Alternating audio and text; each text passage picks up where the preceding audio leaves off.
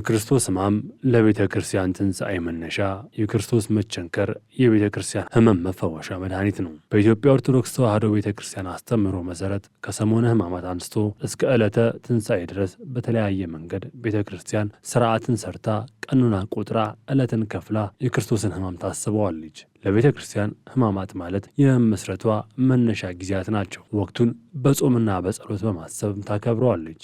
ጊዜውን ለማሰብ በሳምንታቱ ልዩ የሆነ ሰላምታን፣ ልዩ የሆነ መልካም ሕማማትን አዘጋጅታም ታስኬዳለች። በዚህ ሳምንት ከኦሪት መጽሐፍት አንስታ ክርስቶስ እንደሚሰቀል ትሰብካለች። እስከ ትንሣኤው ድረስ ባሉትም ቀናት ኦሪቱን ሐዲሳትን በመስበክ በሰፊው ስለ ክርስቶስ መሰቀልና ትንሣኤ እየሰበከች ትቆያለች። ስብሐት ለከ ከመ ንንግር ኩሎ ስብሐቲከ በአናቅጽሃ ለጽዮን ማይደረ ብዙ ሰላም ዛንቃህከነ እምነህንዋም ኢየሱስ ወልደ ማርያም ስብሐት ለከ በከመ ልማድኪ በሊ ሀበ ወልድኪ ካሊ ኦርሩ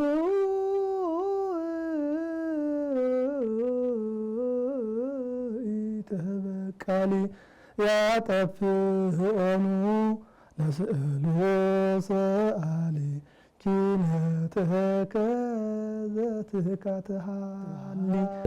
ለቤተ ክርስቲያን ሕማማት ያው ሕማማት የምንለው የክርስቶስን መከራና ስቃይ ስለሆነ የቤተ ክርስቲያን ክብር የተገለጠበት ቤተ ክርስቲያንም የምንለው ደግሞ ምእመናንን ስለሆነ ምእመናን ከባርነት ወደ ነጻነት፣ ከሐሳር ወደ ክብር፣ ከውድቀት ወደ መነሳት፣ ከግራ ወደ ቀኝ የመጡት በክርስቶስ ሕማም ስለሆነ የሕይወታችን መሰረት ነው የጌታ መከራ ማለት እንችላለን። ይሄንንም ሊቁ ቅዱስ ኤፍሬም ዘዚያነ ሞተ ነሳ ወንቲያሁ ሕይወተ ወሀበነ፣ የእርሱን የእኛን ሞት እርሱ ወስዶ የእርሱን ሕይወት ለእኛ ሰጠን ብሏልና የክርስቶስ መከራ የሕይወታችን፣ የክብራችን፣ የሞገሳችን ምንጭ ነው ማለት እንችላለን። በዓመት ውስጥ ካሉ ሳምንታት ሁሉ እጅግ የተለየች የክርስቶስን ፍቅር፣ ጥብቅ ፍቅር እና ወደር የሌለው ትዕግስት እና ፍጹም የሆነ ይቅርታ፣ የተለየ ርኅራኄ፣ ለሰው ልጅ ያለው ክብር፣ ለሰው ልጅ ያለው ፍቅር በሙሉ የሚታሰብባት ልዩ ሳምንት ናት።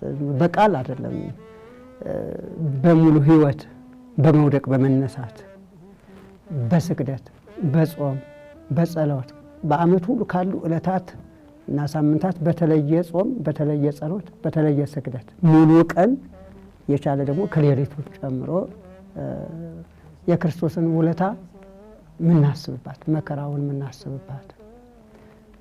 እንደገና ደግሞ ይሄን ብቻ አይደለም፣ ወደ ኋላ ተመልሰን ደግሞ ከዚህ ዕለተ ዓርብ ላይ ካለው መከራ በተጨማሪ 5500 ዘመን ነፍሳት በአጋንንት እግር ሲጠቀጠቁ ሲረገጡ የነበሩበት የመከራ ዘመን እንኳን በጋኔን እግር በሰው እግር መረገጥ ምን ያህል እንደሚያም ይታወቃል።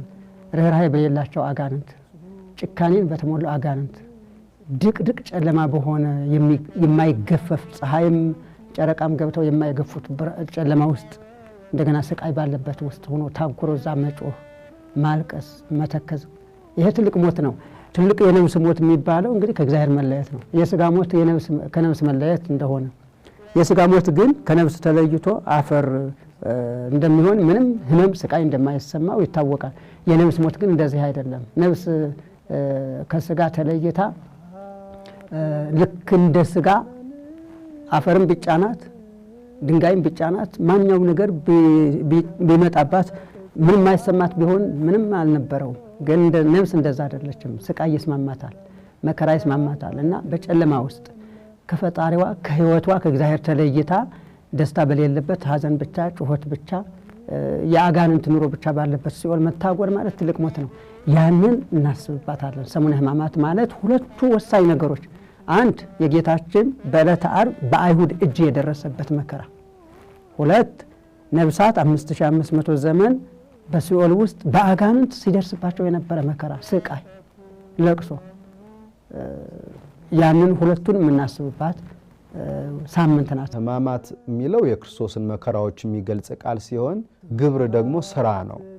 ስለዚህ ምእመናን የክርስቶስን መከራና ስቃይ እያሰቡ በጾም በጸሎትና በስግደት የሚፈጽሙትን በጎ ስራ የሚገልጥ ነው የመጽሐፉ ርዕስ። በመጽሐፉ ውስጥ በጠቅላላ ስለ ክርስቶስ መከራ የሚገልጹ ከኦሪት ከነቢያት ከአዲስ ኪዳን ከወንጌል ከመልእክታት ተወጣቶ የተዘጋጀ ድንቅ መጽሐፍ ነው። ለመጀመሪያ ጊዜ መጽሐፉን ያዘጋጁት ብፁዕ አቡነ ጴጥሮስ የሚባሉ ግብፃዊ ሊቀ ጳጳስ ናቸው። ከ14ኛው መቶ ክፍለ ዘመን በፊት የተዘጋጀ እንደሆነ አንዳንድ የታሪክ ድርሳናት ያስረዳሉ። እኒህ ሊቀ ጳጳስ ብህንሳ በምትባል በግብፅ አንዲት መንደርና ክፍል አካባቢ ኖሩ የነበሩ ከብሉይና ከሐዲስ አወጣተው ነው ግብረ ሕማማትን ለመጀመሪያ ጊዜ ያዘጋጁት። በኋላ ግን መጀመሪያ የተዘጋጀበት ቋንቋ የአረበኛ ቋንቋ ስለነበረ በ14ኛው መቶ ክፍለ ዘመን አካባቢ የነበሩ ብፁዕ አቡነ ሰላማ ወይም ብርሃነ አዜብ የሚባሉ ወይም አባ ሰላማ መተርጉም የሚባሉ አባት ከአረበኛ ወደ ግዕዝ ግብረ ሕማማቱን ብፁዕ አቡነ ጴጥሮስ ግብፃዊው ያዘጋጁትን ከአረበኛ ወደ ግዕዝ ተርጉመውታል ማለት ነው። ከዚያ በኋላ በሀገራችን በ15ኛው መቶ ክፍለ ዘመን አካባቢ ኢትዮጵያውያን ሊቃውንት አሁን ያለውን አሁን ይዘቱን የያዘውን ግብረ ሕማማት ማለትም የቅዱስ ያሬድን ዜማ በማካተት የአባ ጊዮርጊስን ድርሰት ለምሳሌ መልክአ ሕማማትን በማካተት አሁን ያለውን ሙሉ ይዘት አካተው ያዘጋጁት ኢትዮጵያውያን ሊቃውንት ናቸው። የመጀመሪያው ዝግጅቱ ግን ከብሉይ ኪዳንና ከአዲስ ኪዳን ስለ ክርስቶስ መከራ የተወጣጡ የቅዱሳት መጻሕፍት ሐሳብ ያሉበት ነው ማለት ነው። መጀመሪያ በሀገራችን በብራና የተጻፈ መጽሐፈ ግብረ ሕማማት ነው የነበረው። ለ600 ዓመታት ያክል ከኖረ በኋላ በ1942 ዓመተ ምህረት በመምህር ወልደ ኢየሱስ ወልደ ሚካኤል ብርሃነ መስቀል ወይም በኋላ ብፁዕ አቡነ ሉቃስ በተባሉት አባት አቅራቢነት በብፁዕ ቅዱስ አቡነ ባስልዮስ የመጀመሪያው የኢትዮጵያ ኦርቶዶክስ ተዋሕዶ ቤተክርስቲያን ፓትርያርክ በሳቸው ፈቃድ ታትሞ ለአብያተ ክርስቲያናት ሁሉ እንዲዳረስ ተደርጓል ማለት ነው። ከ600 ዓመት በኋላ በ1942 ዓመተ ምህረት ማለት ነው። የመጀመሪያው እትም እሱ ሲያልቅ ለሁለተኛ ጊዜ ከ30 ዓመት በኋላ በ1972 ዓመተ ምህረት በብፁዕ ቅዱስ አቡነ ተክለ ሃይማኖት ሶስተኛው የኢትዮጵያ ኦርቶዶክስ ተዋሕዶ ቤተክርስቲያን ፓትርያርክ በሳቸው ፈቃድ በግዕዝ ታትሞ በስራ ላይ እንዲውል ተደርጓል ማለት ነው። ከዚያ በኋላ አስቀድሞ በብራና በኋላም በዘመናዊው የህትመት ወረቀት እየታተመና እየተባዛ ሰፊ አገልግሎት ሲሰጥ የኖረ መጽሐፍ ነው። መጀመሪያ በግዕዝ ብቻ አስቀድሜ እንዳልኩት በአባ ሰላማ ከአረበኛ ወደ ግዕዝ ከተተረጎመ በኋላ ለብዙ ዘመናት በግዕዝ ቋንቋ ብቻ ነው ሲያገለግል የነበረው። በኋላ ግን ከጊዜያት በኋላ በብፁዕ ወቅዱስ አቡነ ጳውሎስ አምስተኛው የኢትዮጵያ ኦርቶዶክስ ተዋሕዶ ቤተክርስቲያን ፓትርያርክ በሳቸው አማካኝነት በአንድ ትልቅ የቤተክርስቲያን አባት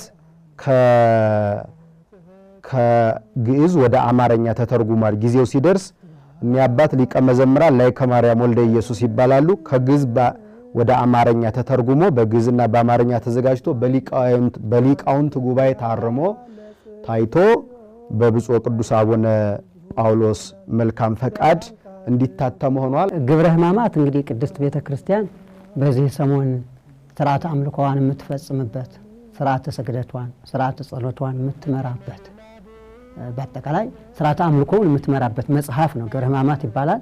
የጌታችን የመድኃኒታችን የኢየሱስ ክርስቶስን መከራውን፣ ፍቅሩን፣ ውለታውን በአጠቃላይ በመስቀል ላይ የፈጸመውን ቤዛነት፣ መስዋዕትነት የምትዘክርበት ነው። በብሉይ ኪዳን በትንቢት፣ በሐዲስ ኪዳን በድርጊት። በብሉይ ኪዳን በትንቢት ደረጃ በነ ኢሳይያስ በትንቢተ ኢሳይያስ ምዕራፍ 53 ስታነብ ሙሉ ገጽ ምዕራፉ ሙሉ ሐዲስ ኪዳን ላይ ተቀምጦ የጻፈው እንጂ ብሉይ ኪዳን ላይ ሆኖ ከ700 ዓመት በፊት ሆኖ የጻፈው መስዋዕት አይታየም። በጣም በሚደንቅ ሁኔታ የእግዚአብሔር ክንድ ለማን ተገለጠ ብሎ ይጠይቅና ከዚያ በኋላ የእግዚአብሔር ክንድ የተባለው ወልድ የተቀበለውን መከራ የቆሰለውን ቁስል በሙሉ ይዘክራል እና ስለኛ ቆሰለ፣ ስለ በደላችን ደቀቀ፣ በሱ ቁስል ደግሞ እኛ ተፈወሰን እያለ ይናገራል። ቁስሉ ለኛ ፈውስ ነበረ ማለት ነው። በዚህ ታሪክ በሰው ሕይወት ውስጥ እንዲህ አይነት ነገር በሌላ አጋጣሚ አታገኙም። የክርስቶስ ግን ቁስሉ ለኛ መድኃኒት ነው የሆነው። የሱ መከራ መቀበል እኛን ከመከራ ለማውጣት የታቀደ የታለመ እንደሆነ ቀድሞ በነቢያቱ አንደበት ተናግሯል። ይህን የመሳሰሉት ከብሉይ ኪዳን እንደዚሁም እጆቼን እግሮቼን ቸነከሩኝ ብሎ ዳዊት ይናገራል። በትንቢት ነው። ዳዊት አልተቸነከረም፣ አልተሰቀለም፣ በክብር ነው ያረፈው። ግን ክርስቶስን ወክሎ የተናገረው ትንቢት በጌታችን መፈጸሙን ልክ እንደዚሁ ከነቢያት ከቅዱሳት መጻሕፍት ከሐዲሳት ከሊቃውንት ከድርሳናት እነ ቅዱስ ቄርሎስ እነ ቅዱስ ዮሐንስ አፈወርቅ በአራተኛው መቶ ክፍለ ዘመን የነበሩ ታላላቅ ሊቃውንት ከቅድስና ጋር ሊቅነት ከቅድስና ጋር የነበራቸው ሊቃውንት ካዘጋጁት ከጻፉት እነ ስምዖን ዘአምድ የሚባል አባ ብስንዳ ተግሳጽ ዘአቡነ ሲኖዳ የሚባል ትልልቅ አባቶች የመከሩት ምክር የሰጡት ትምህርት ያስተላለፉት ተግሳጽ ሁሉ አብሮ እየተሰባጠረ የሚነበብበት ነው። ሰኞ ማክሰኞ በግዕዝ ይባላል። ሮብና ሐሙስ ደግሞ በአራራይ ይባላል። አርብ ደግሞ በእዝል ይባላል ማለት ነው። አርብ የሐዘን ቀን ስለሆነ ዜማ እዝል ይባላል ማለት ነው። ሰላም ለኪ ማርያም ድንግል ዘማዛ አፎቺ ኮል እንተ ትጼንዊ በገዳም ወአቅል ወልታረዲኦት በውስተ ቀትል ሰላም ለኪ። ይሄኛው ግዕዝ ነው። አራራይ ደግሞ ሰላም ለኪ ማርያም ድንግል ዘማዛ አፎቺ ኮል እንተ ትጼንዊ በገዳም ወአቅል ወልታረዲኦት በውስተ ቀትል ሰላም ለኪ። ሶስተኛ እዝል ነው። ሰላም ለኪ ማርያም ድንግል ዘመዓዛ አፎቺ ኮል እንተ ትጼንዊ በገዳም ወአቅል ወልታረዲኦት በውስተ ቀትል ሰላም ለኪ። በቤተ ክርስቲያናችን እንደሚታወቀው በሙሉ የሚጸለየው ስርዓተ አምልኮ የሚፈጸመው ግብረ ሕማማት በሚባለው መጽሐፍ ነው። በዚያ ውስጥ የክርስቶስን መከራ የሚገልጹ ከብሉይ ኪዳን ከሐዲስ ኪዳን ከነቢያት ከሐዋርያት ከሊቃውንት አባቶቻችን ከደረሷቸው ድርሳናትና ተግሳጻት የተወጣጡ ለኛ ምክርና ዝናት ተግሳጽ የሚሆኑ የክርስቶስን መከራ የምናስታውስባቸው ስለተጻፉ አባቶቻችን የቀደሙት ሐዋርያት በኋላም የተነሱት 318ቱ ሊቃውንት በእነዚህ በሰሙነ ሕማማት ማንኛውም ክርስቲያን ከጠዋት ጀምሮ እስከ ማታ ድረስ በቤተ ክርስቲያን እየተገኙ ግብረ ሕማማትን እንዲሰሙ፣ እንዲጾሙ፣ እንዲጸልዩና እንዲሰግዱ ስርዓት ስለተሰራ እዚያ የሚነበቡ መጻሕፍትም እዚያው ስለሚነበቡ በዋናነት በቤተ ክርስቲያን ደግሞ መዝሙረ ዳዊትና ውዳሴ ማርያም ይጸለያል። ቤተ ክርስቲያን ውስጥ ያለው ስርዓት አምልኮ ይሄን ነው የሚመስለው። ምናልባት ወደ ቤተ ክርስቲያን ከመሄዳቸው በፊት በጸሎት ጊዜያቸውን የሚያሳልፉ ምእመናን ግን ያስለመዱትን ጸሎት ማቋረጥ አይጠበቅባቸውም። ማንኛውንም አይነት ጸሎት ሊጸልዩ ይችላሉ። ይሄ ሳምንት ግን ለማስታወስ ያህል በተለይ የቀደመውን ጊዜ በ5500 ዘመን በዓመተ ፍዳ በዓመተ ኩነኔ ጊዜ የሰው ልጆች የነበሩበትን ሁኔታ ለማስታወስ ነው እንጂ ሙሉ ለሙሉ ጨልጠና ተገርኝተን ይሄን ሳምንት ከዘመነ ሐዲስነት ወጥተን እንደገና ወደ ብሉይ ኪዳን ተመልሰን ሳይሆን የምናከብረው ለማስታወሻነት የነበርንበትን ሁኔታ ለመግለጽ ስለሆነ በቤተ ክርስቲያን ግብረ ሕማማት መዝሙረ ዳዊትና ውዳሴ ማርያም ይጸለያል። በዚህ መንገድ ስርዓተ አምልኮ ይፈጸማል። በማንበብ ደረጃ ማናነባቸው መጻሕፍት የሚባሉ የሉ። ግን ልዩ ትኩረት የሚደረገው ሕማሙን፣ መከራውን፣ ስቃዩን የሚዘክሩ መጻሕፍት ላይ ነው። እነዚህን እንጂ እንደዛና ሌሎችን አታነብም ተብሎ አይከለከልም። ለዚህ ሳምንት ግን ሕማሙን መከራውን መዘከር ከሆነ ዓላማው ያንን የሚዘክሩ ከብሉያት ከሐዲሳት ከድርሳናት ከተአምራት ጭምር ከወንጌል ከመልእክታትም እነዛ ተመርጠው ይነበባሉ። በጸሎትም ደረጃ ውዳሴ ማርያም ያው ውዳሴ ማርያም ማለት ምስጢረ ሥጋዌ የሚተነተንበት ምስጢር ስለሆነ አብሮ በየሰዓቱ የሰባቱም ዕለታት ውዳሴ ማርያም ይጸለያል አንቀጸ ብርሃን ጋራ ምስጢረ ሥጋዌ ስለሆነ ትንታኔው። ከዛ መዝሙረ ዳዊት 150 መዝሙረ ዳዊት ላሉት ሁሉ እየታደለ ይከናወናል። በመልክዓ መልክ ደረጃ የሕማሙን መከራውን የሚዘክሩትን መልክዓ ሕማማት አባ ጊዮርጊስ ዘጋስጫ ያዘጋጀውን መልክዓ ሕማማት በልዩ ጣዕመ ዜማ በሚመስጥ በአራራይ በግዕዝ በእዝል 2 ቀን በግዕዝ 2 ቀን በአራራይ የመጨረሻው ቀን ዓርብ ላይ ደግሞ በእዝል ጌታችን በጽኑ ሁኔታ የተቀበላቸው ሕማማተ መስቀል 13 ናቸው። በማቴዎስ ወንጌል ምዕራፍ 26 እንደተጻፈው ሐሙስ ማታ በወዳጁ በአልዓዛር ቤት የሐዲስ ኪዳንን የቁርባን ስርዓት ለደቀ መዛሙርቱ አሳይቷቸዋል። ነገ ስለናንተ የሚቆረሰው ስጋዬ ይህ ነው፣ የሚፈሰውም ደሜ የሐዲስ ኪዳን ደሜ ይህ ነው ብሎ ለደቀ መዛሙርቱ ሰጥቷቸዋልና ህብስቱን ሲፈተተው ከ13 አድርጎ ነው የፈተተው። ይህንን መተርጉማኑ ከ13 አድርጎ የፈተተው 13ቱን ሕማማተ መስቀል ተቀብዬ አድናችኋለሁ ሲል ነው ብለው ይተረጉማሉ። እና እነዚህን 13ቱን ሕማማተ መስቀል በዝርዝር አባቶቻችን አስቀምጠውታል። ከላይ ጀምሮ ስንቆጥር አንደኛው አክሊለ ሶክ የሾህ አክሊል መድፋቱ ነው። ሁለተኛው ተኮሮተ ርስ ራሱን በበትር መመታቱ ነው። ሶስተኛው ሰትያ ሐሞት መራራ ሐሞት መጠጣቱ ነው። አራተኛው ተጸፎ መልታይት ጉንጩን በጥፊ መመታቱ ነው። አምስተኛ ወሪቀ ምራቅ የአይሁድን ርኩስ ምራቅ መቀበሉ ምራቃቸውን መትፋታቸው ነው። ስድስተኛው ተአስሮ ድሪት የፍጥኝ የኋሊት መታሰሩ ነው። ሰባተኛ ተቀስፎ ዘባን ነው። ጀርባውን እንደሚታወቀው 6666 ግርፋት ተገርፏልና ተቀስፎ ዘባን ሰባተኛው ነው። ጸዊረ መስቀል መስቀልን መሸከም ወይም ደግሞ ከሊቶስጥራ እስከ ቀራንዮ ድረስ እየወደቀ እየተነሳ መስቀሉን ተሸክሞ ወጥቷልና እነዚህ 8ቱ በዝርዝር የተገለጹት ናቸው። ቀሪዎቹ ደግሞ አምስቱ ቅንዋተ መስቀል ማለትም ሳዶር፣ አላዶር፣ ዳናት፣ አዴራ፣ ሮዳስ የሚባሉ የብረት ችንካሮችን አይሁድ አዘጋጅቶ በእነዚህ ጌታችንን ቸንክረዋቸዋል። ስለዚህ 5ቱ ሲጨመሩ ከ8ቱ ጋር 13ቱ ሕማማተ መስቀል የሚባሉት እነዚህ ናቸው።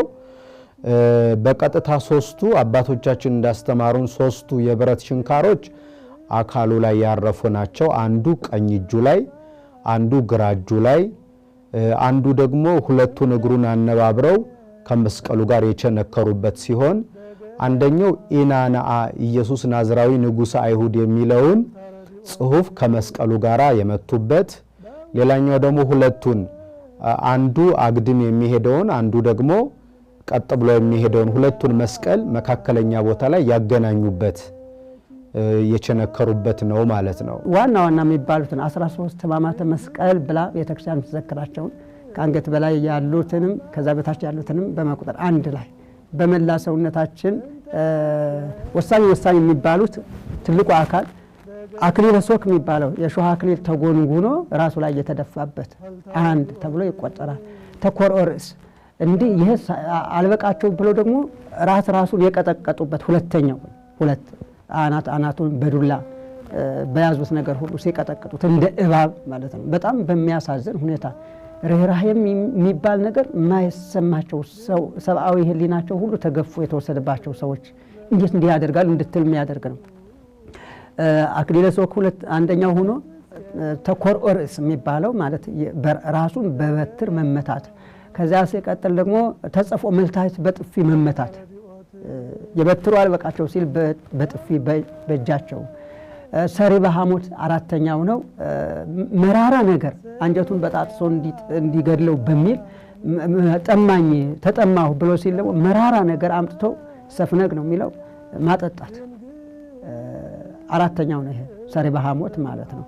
ከዚያ ተአስሮ ድህሪት የኋልዮሽ መታሰር እጆቹን ወደ ኋላ ማሰር፣ ሲወድቅ እንኳ በእጆቹ ተደግፎ ፊቱን መከላከል እንዳይችል ሲወድቅ በፊቱ ደም መሬቱ ላይ ያለው አፈር ከፊቱ ጋር እየተቀላቀለ እንዲወጣ እየተደረገ በዚህ መልክ ደም ፊቱ ሁሉ ሰርቦት እንዲህ ባለ ሁኔታ እጁ ወደ ኋላ ታስሮ ድሪት ይባላል። ከዚያ ተቀስፎ ዘባን ስድስተኛው ተቀስፎ ዘባን ጀርባው በጅራፍ የተገረፈበት እጆቹ ታስረዋል። መመከትም እንኳን እንዳይችል የጭካኔው ጭካኔ ይሄ ስድስተኛው ነው ብያለሁ። ተቀስፎ ዘባን ታስሮ ድሪት። ከዛ በላይ ደግሞ ስምንተኛው ነው። ስምንተኛው ተካሂዶ በእግር አይሁድ በእግር በጫማ እየመጡ የእጃቸው አልበቃቸው አላረካቸው ሲል ደግሞ በጫማቸው በእግራቸው የመቱት ይሄ ስምንተኛው ይሆናል።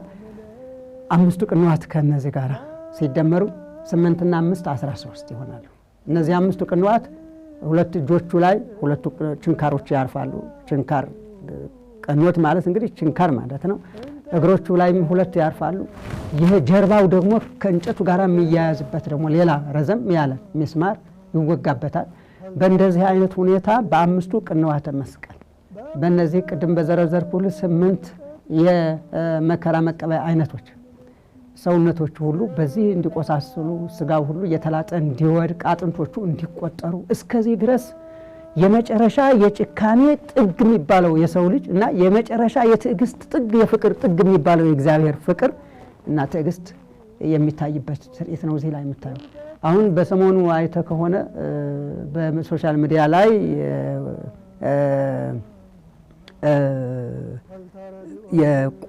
ምንድነው ስሙ እሾሃማ ነገር ጠፍቶብኝ ነው። ቁልቋል የቁልቋል እሾሃማውን ቁልቋል አስረው በዚህ ደቡብ አሜሪካ አካባቢ ያሉ ሰዎች ላያቸው ላይ አድርገው ህማሙን ሲዘክሩ በዚህ ኃጢአታችን ይሰራል ብለው ስትጠቀሙበት እመለከት ነበር እኔ እና የኛ ቤተክርስቲያን ስርዓት እንደሱ አይደለም። እሾህ ሰብስበህ ላይ በመጠቅጠቅ እንግዲህ እንዳመኑት በረከት ሊሆንላቸው ይችላል። ሰው እንዳመነው ስለሚደረግለት በክርስትና ማለት ነው። እሱ ችግር የለውም። በዋናነት ግን እኔ እነሱ ባደረጉት እሾሃማ ነገር የቁልቋል እሾህ ላያቸው ላይ እንዲሰካ መፍቀዳቸው በጣም ስቅቅቅ ነው የሚለኝ። እሾህን ያህል ካሳቀቀ ሚስማር ደግሞ እንዴት ነበረ ህመሙ ስትል እሾህ ጥፍራችንን ስትወጋን እግራችን ስትወጋን ያን ያህል ህመም ካላት የሚስማር ህመም መቼም ቃላት ሊገልጹት አይችሉም። በጣም የሚገርም ነው። እነዚህ ሁሉ ስቃያት ናቸው። 13 ህማማተ መስቀል የሚባሉት እና እነዚህን መከራዎች የተቀበለው ሁሉ ለምንድን ነው ሲባል የሰው ልጅ በዚህ መከራ ውስጥ ነበር የወደቀው። በአጋንንት እንዲህ አይነት መከራ ነበር የሚቀበለው። ይህን ያህል ስቃይ ነበረ የተፈረደበት። ይህን ያህል መከራ የሚያመጣ ነበር የሰራው ወንጀል የሰራው ጥፋት እና በዚህ ሁሉ ግን እርሱ ወንጀለኛ ተብሎ ኃጢአት ሳይኖርበት በደል ሳይኖርበት የሰውን በደል በመስቀል ላይ ተሸክሞ እንዲህ አድርጎ በዚህ መስዋዕትነት ሰውን ከዘላለማዊ ሞት ከዘላለማዊ ቅጣትና ስቃይ በመከራው በሕማሙ አድኖታል። በጸሎታችንም ላይ ፍትሐ ዘወልድ የሚባል ጸሎት ላይ ዘበተከምኔነ ኩሎ ማእሰረ ኃጣውኢነ በሕማማቴ ከማህየዊት መድኃኒት የኃጢአታችንን ሰንሰለት ሁሉ ማህየዊት መድኃኒት በምትሆን በሕማምህ በመከራህ የበጣጠስክልን አንተ ነህና አሁንም የልጆችን ኃጢአትና በደል ይቅር በል እያለች ቤተክርስቲያን ትጸልያለች። ሙሉ ለሙሉ በተግባር ይሄን ዘመን ዘመነ ኦሪት ነው ብለን ሙሉ ለሙሉ አይደለም የተመለስ ነው። አሁን ያለንበት ዘመን ዘመነ ሐዲስ ነው። ዓመተ ምሕረት ነው። የምሕረት ዓመት ነው። አምላክ ሰው ሆኖ ተገልጦ ዓለምን ያዳነበት ዘመን ነው።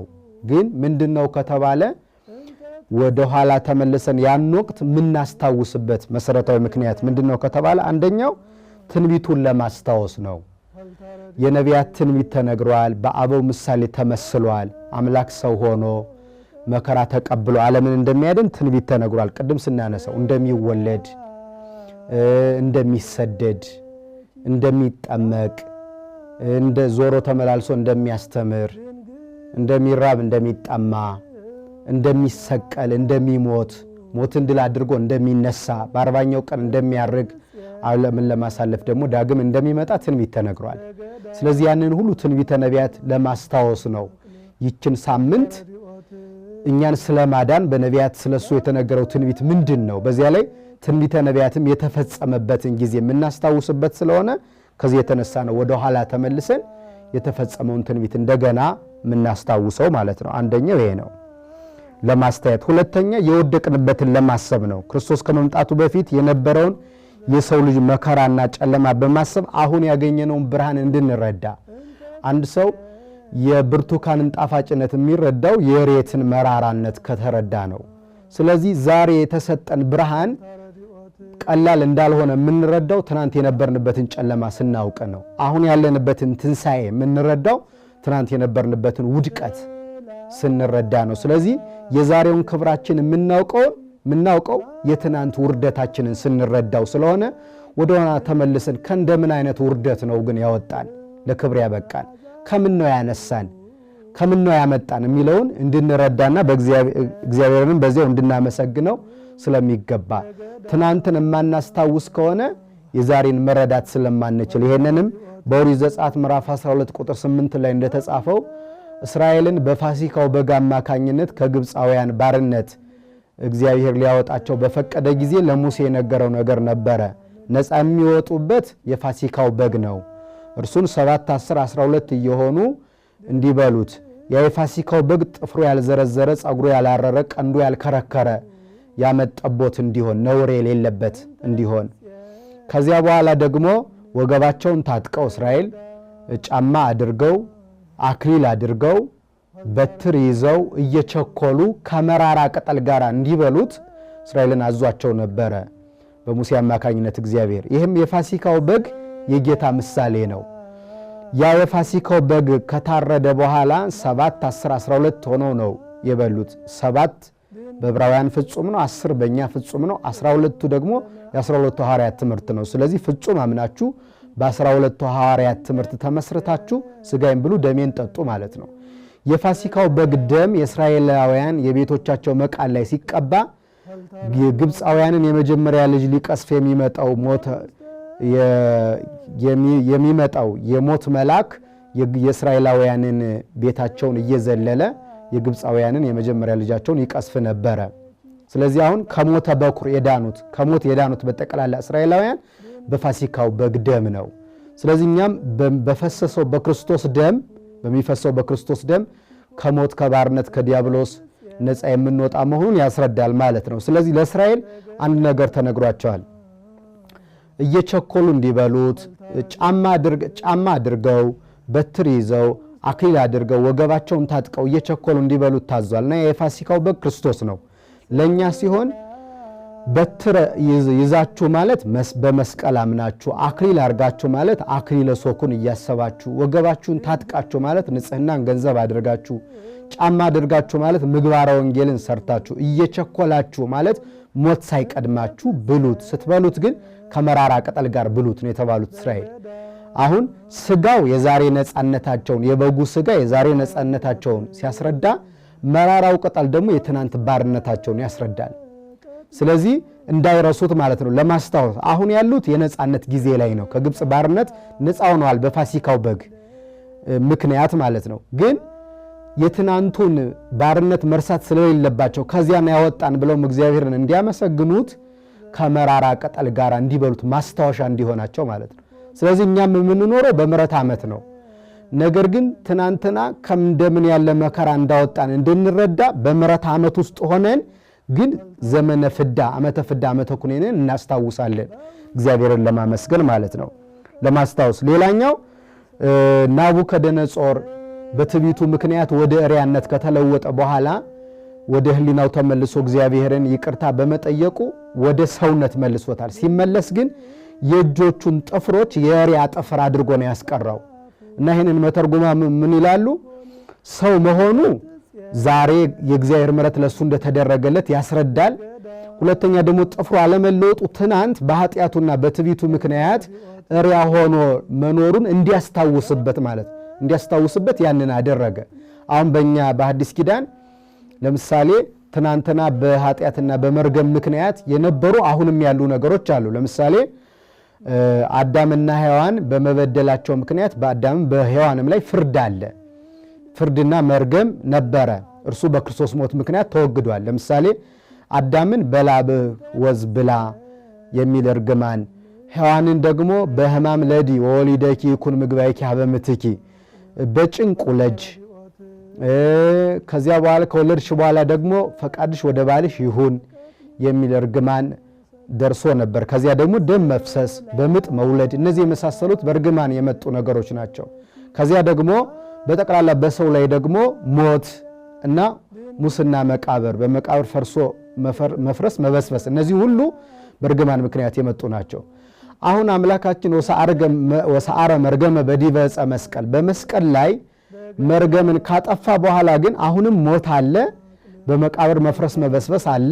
በእኛ ሕይወት ውስጥ ሴቶች አሁንም ደም ይፈሳቸዋል፣ በምጥ ይወልዳሉ፣ አሁንም በላብ ወዝ ሰው ይበላል ማለት ነው። ስለዚህ መርገሙ ከጠፋ እነዚህ ለምን ቆዩ ከተባለ አሁን እነዚህ የመርገም ምልክቶች አይደሉም። የመርገም በላብ ወዝ ብላም ማለት ሰው ሰርቶ በሚያገኘው ነገር መጽውቶ በጎ ሰርቶ የሚጸድቅበት የጽድቅ መንገድ ሆኗል። ስለዚህ ትናንትና በኃጢአታችን ምክንያት ርግማን የነበረብን መሆናችንን ለማስታወስ ምልክቶቹ አሉ። መርገሙ ግን ጠፍቷል። እንደዚሁ ሁሉ በሙሉ ወደ ብሉይ ኪዳን መመለሳችን ሳይሆን በሐዲስ ኪዳን ሆነን ትናንት እግዚአብሔር ከእንደምን አይነት መከራ ያወጣን መሆኑን እንድንረዳበት ነው። በሐዲስ ኪዳን ሆነን የዚህ 5500 ዘመን የዓመተ ፍዳ የዓመተ ኩነኔን የነበርንበት ሁኔታ የምናስታውሰው ከዚህ የተነሳ ነው ማለት ነው። ሐዲስ ኪዳን ማለት ብሉይ ኪዳን ላይ የተመሰረተ ነው። ብሉይ ኪዳን ንባብ ነው፣ ሐዲስ ኪዳን ትርጓሜ ነው። ብሉይ ኪዳን ጥላ ነው፣ ሐዲስ ኪዳን አካል ነው። ብሉይ ኪዳን ምሳሌ ነው፣ ሐዲስ ኪዳን አማናዊ ነው። ብሉይ ኪዳን ትንቢት ነው፣ ሐዲስ ኪዳን ድርጊት ነው። ብሉይ ኪዳን ሰም፣ ይሄኛው ደግሞ ዋናው ወርቁ ነው እና ብሉይ ኪዳን መነሻ፣ ሐዲስ ኪዳን መድረሻ ነው። ስለዚህ መነሻ ሳይኖርህ መድረሻ መጠየቅ አትችልም። እና በዚህ መሰረት እስመ ተሳረርክሙ ዲበ መሰረተ ነቢያት ወሐዋርያት፣ በነቢያትና በሐዋርያት መሰረት ላይ ታንጻችኋል። የነቢያት መሰረታቸው ምንድነው? የሐዋርያት መሰረታቸው ምንድነው ቢባል ነቢያት በብሉይ ኪዳን ሆነው እያመለከቱት የነበረ ህዝቡን ወደ ክርስቶስ ነው እየመሩት የነበረ፣ በትንቢት መንፈስ የሰብኩት ነበረ። ያንን የነቢያት ስብከት በትንቢት ደረጃ የቀርብ የነበረው ነገር መዘከር ግድ ይልሃል።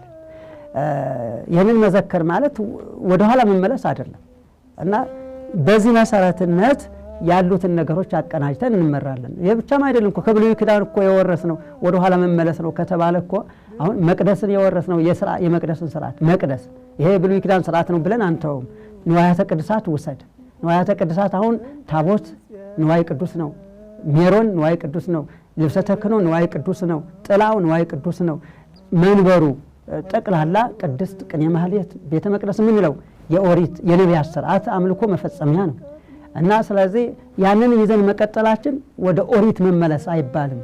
ያንን የነቢያትን ሃይማኖት ከሐዋርያት ጋር አጣምረን መያዝ ነው። ይህንን ያስተማረን ቅዱስ ጳውሎስ ነው ቅድም እንደነገርኩ እና ከዚህ ሌላ ወደ ሐዲስ ኪዳን የተሸጋገሩ ወሳኝ ነገሮችን ይዘን ነው እንጂ የምንሄደው ያልተሸጋገሩትን አምሳል መርገፍ የሆኑትን ይዘን አንሄድም። መስዋዕት የብሉይ ኪዳን በሐዲስ ኪዳን አይሰዋም።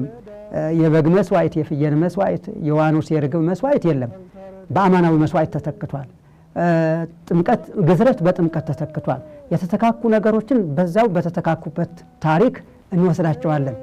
ከዛ ውጭ ግን ወደ ኋላ መመለስ የሚባል ሳይሆን መሰረት ይዞ መሄድ የሚባል ነው ቤተክርስቲያን ያላትና ተዋህዶ በነቢያትና በሐዋርያት መሰረት ላይ የታነጸች የተሰራች ሃይማኖት ስለሆነች ያንን ይዛ ነው ቤተክርስቲያን ስትጓዝ የምታገኛት። ያልተደረገበትን ድህነተ ምእመናን ያልተፈጸመበትን ያንን የጨለመውን ዘመን የምናስታውስበት ጊዜ ነው። ለምሳሌ በብሉይ ኪዳን የሐዲስ ኪዳን ስርዓተ ቁርባን አልነበረም። ማለትም በፍየል በላምና በበሬ ለጊዜያዊ መቅሰፍትና ኃጢአት እስራኤል መስዋዕት ያቀርቡ ነበር እንጂ አማናዊው በግ አማናዊ መስዋዕት ገና አልተሰዋም ነበር በዚያ ዘመን ማለት ነው። እንዲያውም አባቶቻችን እንደሚነግሩን አብርሃም ይስሐቅን ወደ ተራራ ሊሰዋው ይዞት ሄደ እና በቁርጽ ፈቃዱን አይቶ በይስሐቅ ፈንታ እግዚአብሔር በዕፀ ሳቤቅ የታሰረ በግ ለአብርሃም ላከለት። ያ በግ ከመሰዋቱ በፊት ይስሐቅ ወደ ተራራው ሲወጣ አብርሃምን አንድ ጥያቄ ጠይቆት ነበረ። የመስዋዕቱ በግ ወዴት ነው? ይሄ ካራው ስለቱ አለ፣ እሳቱ አለ፣ እንጨቱ አለ፣ ሁሉ አለ፣ ግን የመስዋዕቱ በግ ወዴት አለ ብሎ ይስሐቅ ጠይቆት ነበር አብርሃምን። የመስዋዕቱ በግ ያለበትን የመስዋዕቱ ባለቤት ያውቃል ብሎ አብርሃም መለሰለት እና ይሄንን መተርጉማኑ የይስሐቅ ጥያቄ ቋሚ ጥያቄ ነበረ። ዓለም የሚድንበት እውነተኛው በግ የት አለ እያለ ይስሐቅ ይጠይቅ ነበር ይላሉ። በኋላ ይሄ ጥያቄ የተመለሰ 5500 ዘመን ተፈጽሞ ክርስቶስ ሰው ሆኖ ተገልጦ በዮርዳኖስ ሊጠመቅ ሲመጣ ዮሐንስ መጥምቅ ነው ይሄን ጥያቄ የመለሰው ይላሉ። ዮሐንስ መጥምቅ ነዋ በግው ለእግዚአብሔር ዘያአትት ወያሴስል ኃጢአተ ዓለም ያለምን ኃጢአት የሚያርቀው እውነተኛው በግ እነሆ ብሎ ነው የገለጸው። ሌላ ብዙ በብሉይ ኪዳን ብዙ በጎች ተሰውተው ነበረ። የዓለምን ኃጢአት ማስወገድ ማራቅ አልቻሉም። የዓለምን ኃጢአት የሚያስወግደው እውነተኛው በግ መድኃኔዓለም ክርስቶስ ነው ማለት ነው። ስለዚህ ከዚህ የተነሳ ያ ዘመን ሰዎች ለድህነት የሚበቁበት ነገር ያልተፈጸመበት ጊዜ ነበር። ለምሳሌ አንድ ሰው ለመዳን መጠመቅ አለበት። በዚያ ዘመን ግን ጥምቀት አልነበረም። ገና ጥምቀትን ክርስቶስ መጥቶ አልመሰረተልንም። ግዝረት ነበረ፣ ከስጋዊ ሸለፈት መገረዝ፣ የአብርሃም ወገን መባል ግን ለገነት አያበቃም ነበረ። ስለዚህ ጥምቀት ገና ነው። ቁርባን፣ የሐዲስ ኪዳን ቁርባን ገና ነው። በዚህ ምክንያት ቅዳሴ የለም። በእነዚህ በአምስቱ ቀናት ያን ዘመን የምናስብበት ስለሆነ ጥምቀት የለም። ስለዚህ አሁን ክርስትና የሚነሱ ሕፃናት ወይ ወደ ኋላ የሆሳዕናን የሚጠመቁት ወይ ወደፊት የትንሣኤ ነው ክርስትና የሚነሱት ማለት ነው። ስለዚህ በዚህ ጊዜ ቅዳሴ አይቀደስም። ገና በመስዋዕተ ኦሪት የነበርንበትን ዘመን የምናስታውስበት ስለሆነ ቅዳሴ የጌታ ሞትና ትንሣኤ ማብሰሪያ ስለሆነ የጌታ ሞትና ትንሣኤ ገና ያልተበሰረበት ወቅት ማስታወሻ ስለሆነ በሕማማት ጊዜ ደግሞ ጌታ ገና አልሞተም አልተነሳም። ስለዚህ በዚህ ምክንያት ቅዳሴ አንቀድስም። ሌላኛው ሐዘንን ለመግለጽ ነው። ቅዳሴ የደስታና የድል መግለጫ ነው። መስዋዕቱ ተሰውቶ ስጋው ተፈትቶ ደሙ ተቀርቶ ክርስቶስ ለኛ ያደረገውን ነገር በደስታ የምንገልጽበት ነው። ቅዳሴ የደስታ መግለጫ ነው። በዚህ ሳምንት ደግሞ ቤተክርስቲያን ሐዘን ላይ ስለሆነች ክርስቶስ መከራ መቀበሉን እየገለጸች ሐዘን ላይ በመሆኗ የደስታ ምልክት የሆኑ ነገሮች ሁሉ አይደረጉም። ካሳ ስላልተፈጸመ በጠቅላላ ዕለተ ሐሙስ አሁን የጸሎተ ሐሙስ ቅዳሴ ይቀደሳል። ምክንያቱም የአዲስ ኪዳን ስርዓተ ቁርባን ያሳየበት መስዋዕተ ኦሪትን አሳልፎ መስዋዕተ ሐዲስን የተካበት ቀን ስለሆነ ጸሎተ ሐሙስ ብቻ ቅዳሴ ይቀደሳል። ሌላው ጊዜ ግን ገና ካሳ ስላልተፈጸመ ቅዳሴ አይቀደስም። ወምድርኒ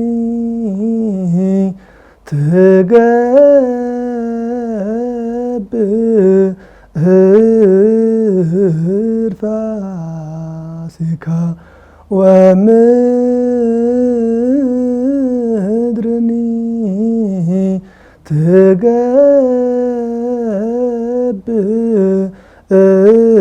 ትገብር ፋሲካ ተሐጽባ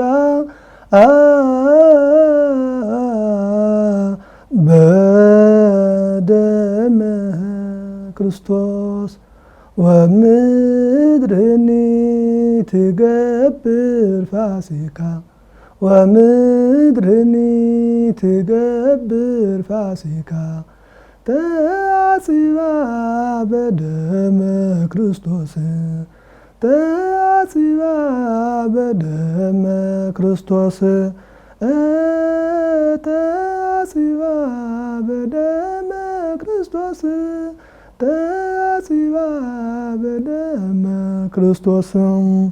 ትንሣኤ ለቤተ ክርስቲያን ትጠብቀው የነበረ ተስፋዋ ነው። ይሄ ማለት ምን ማለት ነው? ቤተ ክርስቲያን የምትባለው የምእመናን አንድነት ወይም ደግሞ የክርስቲያኖች ህብረት ነው ናትና እኛ ክርስቲያኖች ወይም ደግሞ ምእመናን የምንጠብቀው አንድ ነገር ነበረ። እሱ ምንድነው? ክርስቶስ ከወዲያ ዓለም ወደዚህ ዓለም መጥቶ በሕማሙና በሞቱ በትንሣኤው ክብራችንን ገልጦ ወደ ቀደመ ክብራችን ይመልሰናል የሚል ተስፋ በምእመናን ዘንድ ወይም በቤተ ክርስቲያን ዘንድ አለ። ያ ተስፋ የተፈጸመው በክርስቶስ ትንሣኤ ነው። ከጽንስ እስከ ዕርገት ባደረገው ጉዞ የቤተ ክርስቲያን ተስፋ ተፈጸመ። የቤተ ክርስቲያን ደስታ ተፈጸመ። ሊቁ እንዳለው እሙነ ተፈጸመ ፍስሐ ለቤተ ክርስቲያን፣ በሚገባ የቤተ ክርስቲያን ደስታዋ ተፈጸመ የሚባለው የትንሣኤ ዕለት ነው። ምክንያቱም ጌታ በጽንሰቱ፣ በልደቱ፣ በስደቱ፣ በጥምቀቱ፣ በስቅለቱ፣ በሞቱ፣ በመቃብሩ በእነዚህ ሁሉ እኛን የማዳን ሥራ ፈጽሟል፣ በእያንዳንዱ በሂደት ማለት ነው። ነገር ግን ከድንግል በድንግልና የተጸነሰው በድንግልና የተወለደው ስለኛ የተሰደደው የተጠመቀው ያን ሁሉ መከራ የተቀበለው እስከ መቃብሩ ድረስ ጌታ ሞትን ድል አድርጎ ባይነሳ ኖሮ የቤተ ክርስቲያን ተስፋ አይፈጸምም ነበር። ተስፋ ተሟጦ ይቀር ነበረ። ተስፋ ምንድን ነው?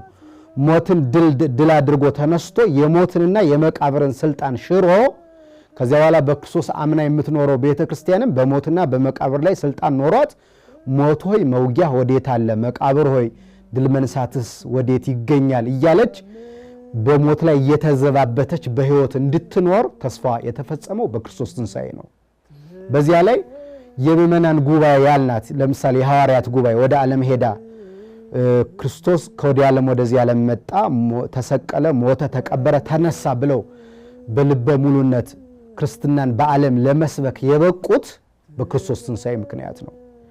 በዚያ ላይ ደግሞ በዚህ ዓለም የሚኖሩ ክርስቲያኖች መከራ መቀበልን በክርስትናቸው ምክንያት ያን መከራ በጸጋ ለመቀበል የሚያበቃቸውም የክርስቶስ ትንሣኤ ነው። ቅዱስ ጳውሎስ አንደኛ ቆሮንቶስ መልእክቱ ምዕራፍ 15 ላይ እንደተናገረው ሙታን የማይነሱ ከሆነ በኤፌሶን ከአንበሳ ጋር የታገልኩት ለከንቱ ነበር ማለት ነው ይላል። ስለዚህ በዚህ ዓለም ሰማዕታትን በሰማዕትነት ጻድቃንን በገዳም ቅዱሳንን ሁሉ በመከራ ያጸናው የክርስቶስ ትንሣኤ ነው። በጠቅላላ የቤተ ክርስቲያን ተስፋ ተጠብቀው የነበረው ተስፋ የተፈጸመው በክርስቶስ ትንሣኤ ነው።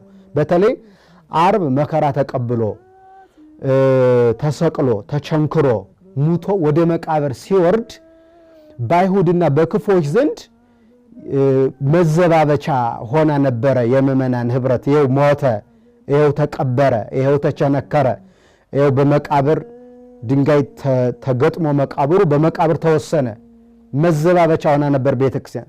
ቤተክርስቲያን ግን አንድ ተስፋ ነበረ። 3 መዓልት 3 ሌሊት በከርሰ መቃብር ቢቆይም ሞትን ድል አድርጎ ይነሳል የሚል ተስፋ ነበራት። ስለዚህ ተጠብቀው የነበረው ተስፋዋ ነው የክርስቶስ ትንሣኤ ለቤተ ክርስቲያን ማለት ነው። ሌላኛው ሙሽራይቱ ሙሽራዋን ከሀገር እስኪመጣ ድረስ የምትጠባበቅበት ልዩ ሕይወቷ ነው ትንሣኤ ማለት። በነገራችን ላይ ክርስቶስ ሙሽራ ነው፣ ቤተ ክርስቲያን ሙሽሪት ናት። ክርስቶስ ሙሽራውና ሙሽሪት ቤተ ክርስቲያን የተጋቡት ወይም የተዋሃዱት ዕለተ ዓርብ ቀራንዮ ላይ ነው። ሥጋውን ቆርሶ የሰርጉ ቀን ሙሽራው እሾህ ደፍቶ ፊቱ በደም ተለውሶ ሥጋው ተቆራርሶ አልቆ አጥንቱ እየተቆጠረ የሰርጉ ቀን ልብስ የለው አክሊል የለው እንዲህ ያለ ሙሽራ ከፍጹም ፍቅሩ የተነሳ ማለት ነው። እሱ ብቻ አይደለም፣ ሙሽሪትን ቤተ ክርስቲያንን ባለጸጋ ያደርጋት ዘንድ በሁሉ ድሃ ስለሆነ የሚታረድ ፍሪዳ የሰርጉ ቀን አልነበረም። ስለዚህ ሙሽራው ታረደ። ከዚያ ሙሽሪት የሙሽራዋን ሥጋ በልታ ደሙን ጠጥታ ደስ አላት። ልጆቿንም በባሏ በሙሽራዋ ሥጋ ማሳደግ ጀመረች። እኛ የቤተ ክርስቲያን ልጆች ነን።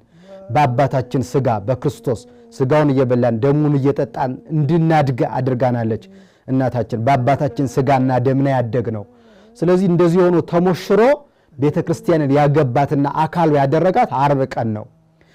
ካገባት በኋላ ግን በመቃብር በኩል አድርጎ ለጥቂት ጊዜ በመቃብር በኩል ተለያት። ስለዚህ ሙሽራዋ ቤተ ክርስቲያን ክርስቶስን ትጠብቀው ነበር እስኪመጣ። ልክ አንዲት ሙሽሪት በቤቷ ሆና ባሏ እስኪመጣ ድረስ በፍጹም ተስፋ እንደምትጠባበቅ ሁሉ ቤተ ክርስቲያንም ከመቃብር ተነስቶ ክብሩን ገልጦ እርሷንም ደግሞ ወደ ቀደመ ክብሯ እንደሚመልሳት የምትጠባበቅበት ልዩ ሕይወት ነው ትንሣኤዋ። የክርስቶስ ትንሣኤ ማለት ነው። ሙሽራዋን የምትጠብቅ ሙሽሪት ያ የመጠባበቅ ጊዜዋ ነው ማለት ነው። ሌላኛው ደግሞ እርሱ ሲመጣ እርሷንም ወነሳአክሙ እኔ ወደምሄድበት ይዣችሁ እሄዳለሁ፣ ስለዚህ ይመጣል ሙሽራዬ ይዞኝ ይሄዳል ብላ የምትጠባበቀው ልዩ ሕይወቷ ነው። የምግባራት ሁሉ ፍጻሜ ነው። ሁሉ ነገር የተጠናቀቀው በክርስቶስ ትንሣኤ ነው። አይሁድ ያፈሩት ክርስትና የተገለጠው የክርስቶስ የባሕርይ አምላክነት የታወቀውና የተረዳው በክርስቶስ ትንሣኤ ነው። ከዚያ ውጭ ደግሞ የክርስቶስ ትንሣኤ ለቤተ ክርስቲያን ከመከራ በኋላ የሚመጣ ልዩ ሕይወት መሆኑ የተገለጠበት፣ ከሐዘን በኋላ የሚመጣ ደስታ፣ ከመቃብር በኋላ ትንሣኤ፣ ከሞት በኋላ የሚመጣ ልዩ ሕይወት እንደሆነ የምትገልጥበት ልዩ ሕይወቷ ነው። ትንሣኤ ለቤተ ክርስቲያን የሚጨበጥ የሚዳሰስ ዋና ሕያው ተስፋዋ ነው ማለት በክርስቶስ የጨበጠችው የዳሰሰችው ያየችው ዋና ተስፋዋ። አሁን እንግዲህ ይሄ ሁሉ ስንዘረዝረው የነበረ መከራ ክርስቶስ መከራ ተቀብሎ ደግሞ እንደሞተ ደግሞ እንደተቀበረ እዛው ቢቀር የቤተ ክርስቲያን ተስፋዋ የሞተ ነበር የሚሆነው። ግን ሞትን ድል አድርጎ ክርስቶስ እንደተነሳ የሰው ልጅ በክርስቶስ የሚያምነው በተለይ የክብር ትንሣኤ ተነስቶ ክርስቶስን የሚመስል ትንሣኤ ተነስቶ እሱ በሚኖርበት ዘላለማዊ እና ሰማያዊ ሕይወት የሚኖርበት እድል ነው። እዚህ ላይ ወንሴፎ ትንሣኤ ሙታን ወሕይወተ ዘይመጽእ ለዓለመ ዓለም እያለች ቤተ ክርስቲያን በጸሎቷ መደምደሚያ ላይ የምትጠብቀው ማለት ነው። እና ለአሁኑ ሕያው ተስፋዋ ነው፣ ለነገ ደግሞ መደበኛ ሕይወቷ ነው። እና ትንሣኤና ሕይወት የሆነ ክርስቶስ በዚህ መልክ ትንሣኤዋን ገልጾላታል። በዚህ መሰረት ትንሣኤ ልቡና እያንዳንዱ ምእመን እንዲነሳ ታስተምራለች። ምክንያቱም ትንሣኤ ሁለት አይነት ነው።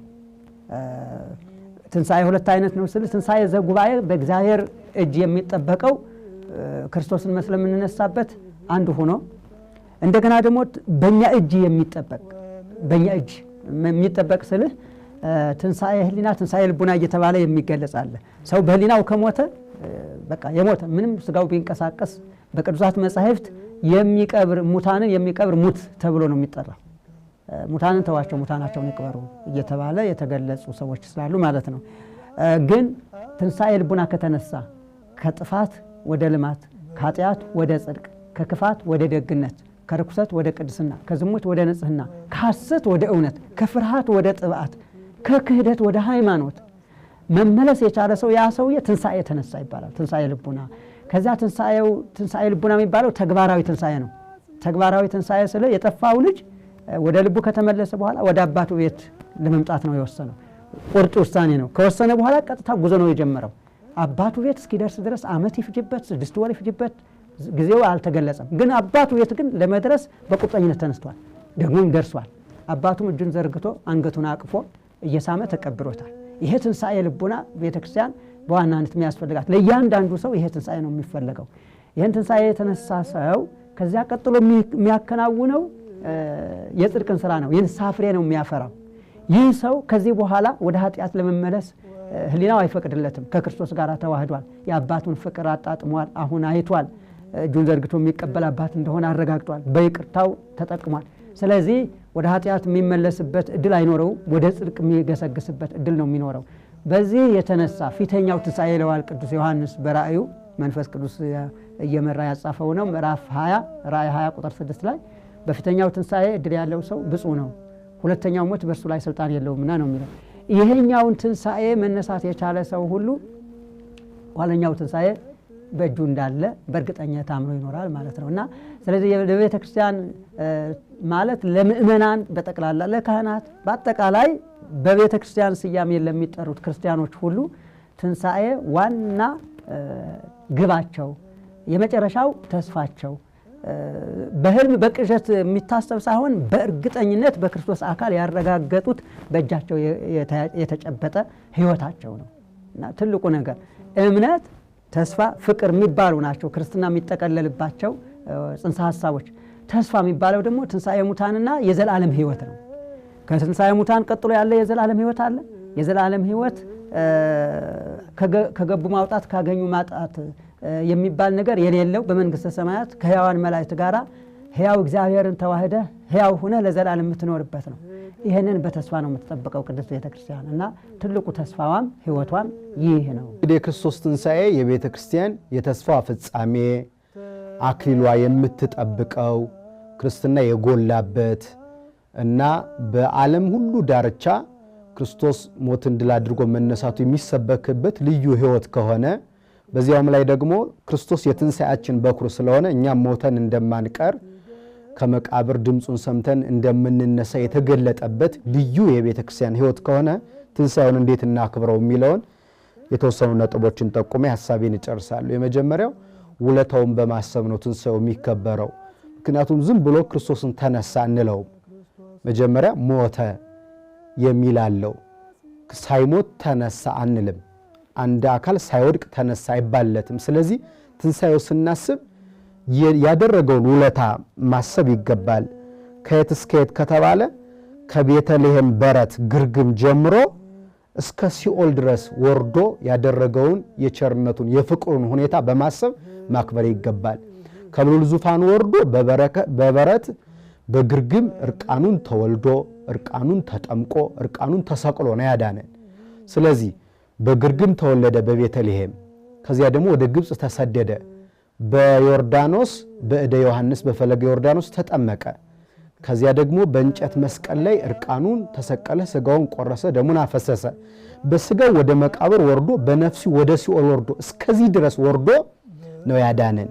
ስለዚህ ይህን ውለታውን በማሰብ ትንሣኤን ማክበር ይገባል።